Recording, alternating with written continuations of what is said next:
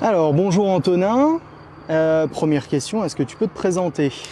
Alors bonjour, je m'appelle Antonin Amil, j'ai 20 ans et je fais du motocross depuis tout jeune. Voilà. Comment tu t'es retrouvé à faire du motocross et quel autre sport tu as pratiqué? Alors je me suis retrouvé à faire du motocross parce que là où j'habite, on est un peu dans la campagne, il y avait souvent des jeunes qui se promenaient en moto et ça m'a donné l'envie. J'ai testé, jeune j'alternais entre foot et moto, je faisais les deux et puis après il fallait faire un choix, soit le foot, soit la moto et je suis parti sur la moto. C'est quoi ton parcours en motocross? Alors en motocross, depuis tout jeune, je fais course régionale, donc la Ligue de Provence PACA, Provence-Alpes-Côte d'Azur de chez moi. Et fait quelques mini-verts quand j'étais en 85, donc autour de l'âge de 12 ans. Des blessures, des complications. Après, on est deux, il y a mon frère également, donc ça coûte des sous. On est resté sur pas mal de ligues et là, ça fait maintenant 3-4 ans qu'on arrive à faire les saisons entières de championnat de France élite. Donc c'est une super opportunité et on alterne entre championnat de France et championnat de ligue. Ta préparation physique pour le motocross, c'est quoi? Alors au niveau de la préparation physique, un énorme merci à à la fois mon coach et à la fois préparateur physique qui est Quentin Thomas, donc à TMX Evolution à Volx. Et il me fait un peu de la prépa, donc tout ce qui va être renforcement musculaire, vélo et voilà. Tout au long de l'année, tu jongles entre des manches sur sable comme à beach ou Mm. peut-être aussi l'hiver, tu roules en championnat sur sable et d'autres sur terre comme à Villars. Est-ce que tu modifies quelque chose à ta préparation physique? Alors du sable, personnellement, j'aime vraiment pas ça en tant que sudiste et sol bien sec béton. Donc le sable, j'en fais tout simplement jamais. J'arrive à beach un peu au feeling, quoi, un peu comme ça. Et non, je modifie pas ma préparation physique. Non, je ne touche pas à ça. En termes de pilotage, qu'est-ce que cela change entre ces deux types de terrain? Un pilotage, c'est vrai que c'est sacrément différent. On est beaucoup plus sur les pointes de pied, il faut être beaucoup plus mobile sur sa moto, beaucoup plus sur l'arrière également pour tracter et non pas planter de l'avant.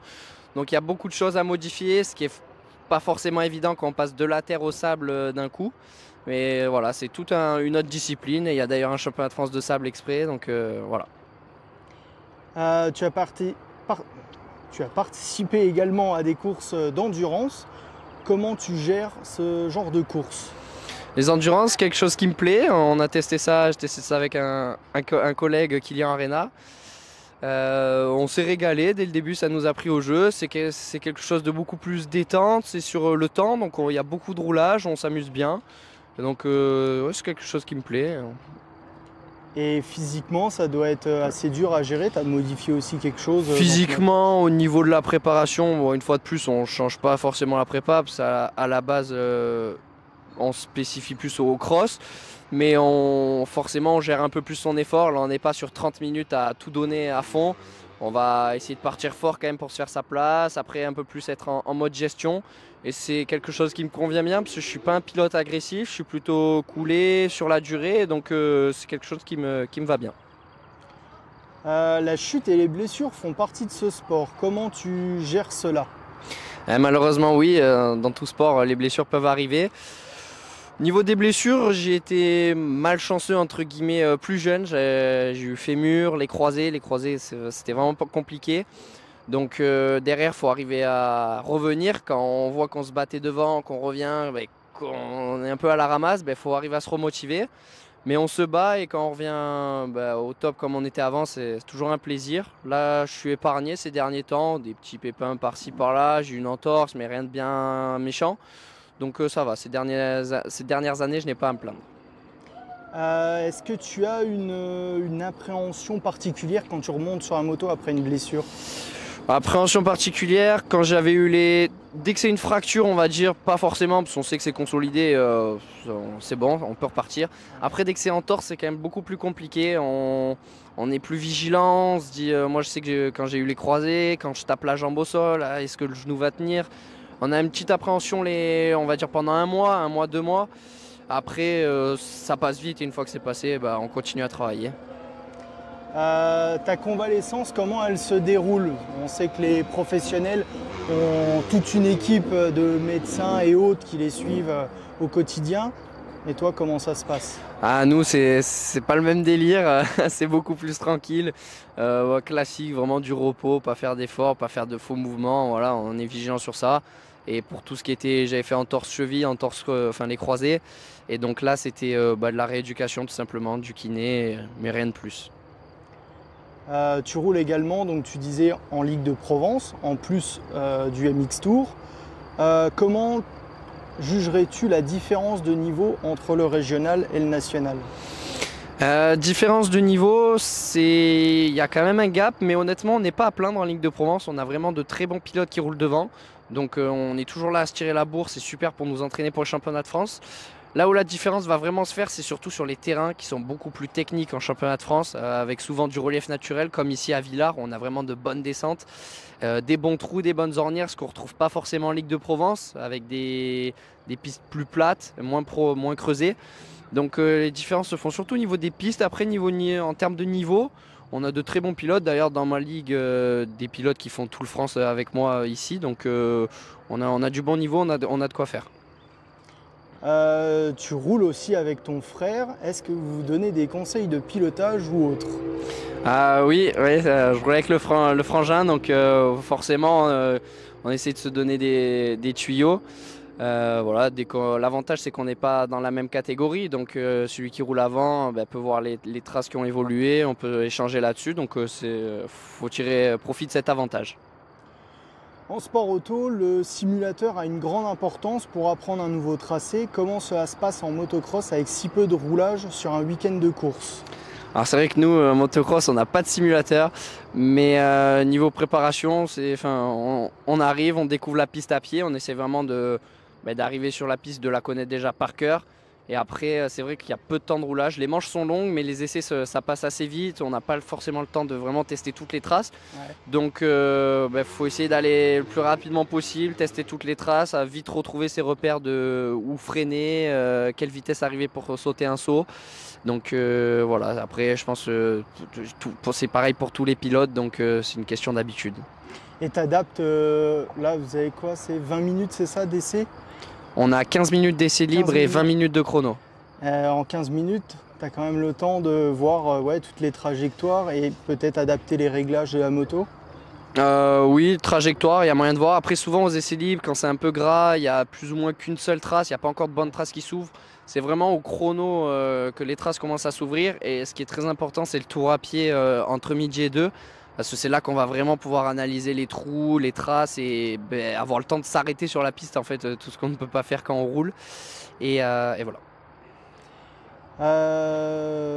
Toujours en sport auto, même dans les catégories juniors, il y a beaucoup de rivalité en dehors de la piste.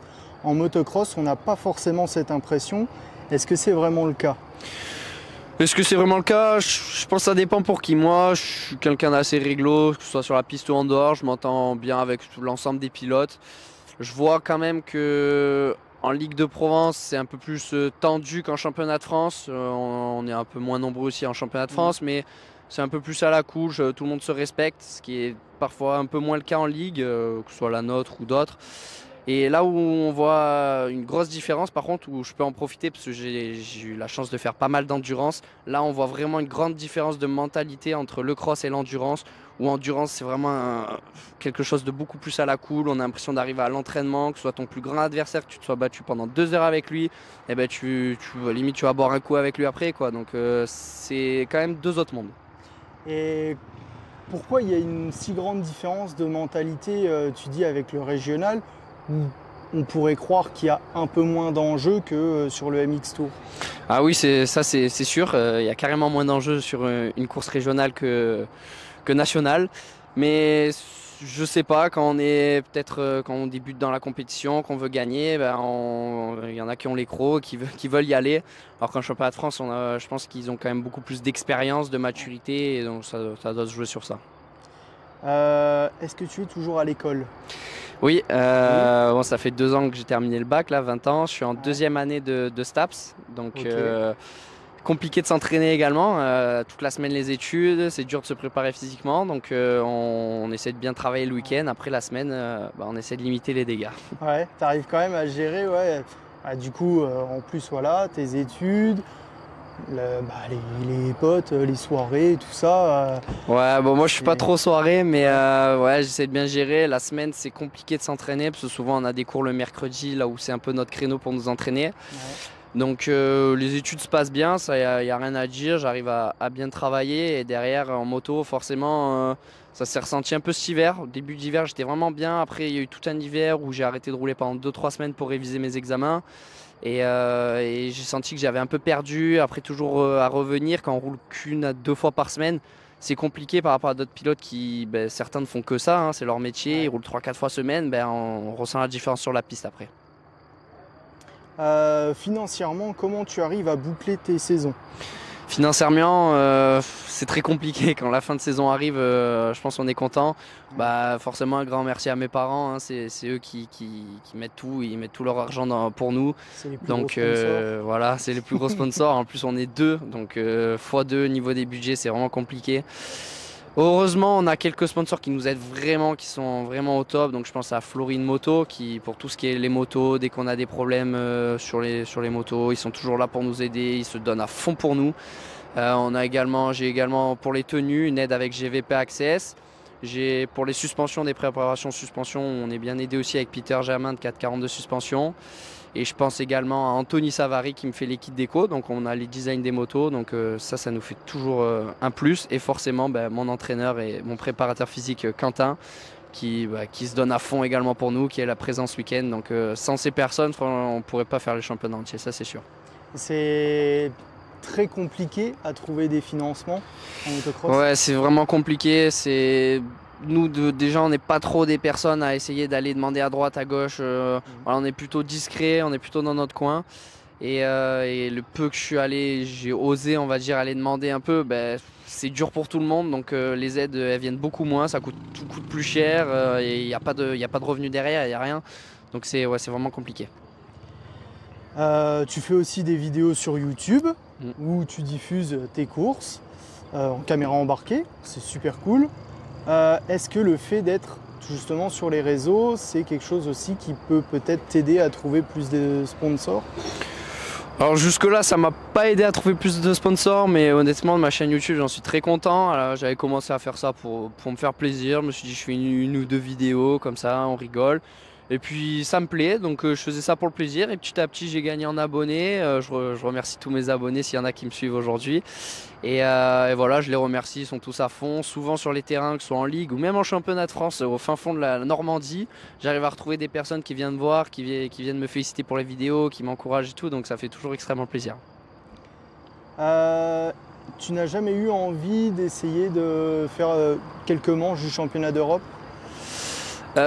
C'est pas que j'ai pas eu l'envie, c'est qu'on a tout simplement pas les moyens. C'est encore un autre monde. Déjà, le France, ça coûte extrêmement cher. L'Europe, les déplacements, c'est quelque chose d'assez important. Les inscriptions, la licence, tout coûte beaucoup trop cher. Et l'Europe, en plus, maintenant que je suis en 450, il n'y en a plus en fait, tout simplement. C'est plus 2,5. Après, il y a le MX Open, mais c'est une seule course dans le sable en plus. Donc, non merci. Et voilà, ça va.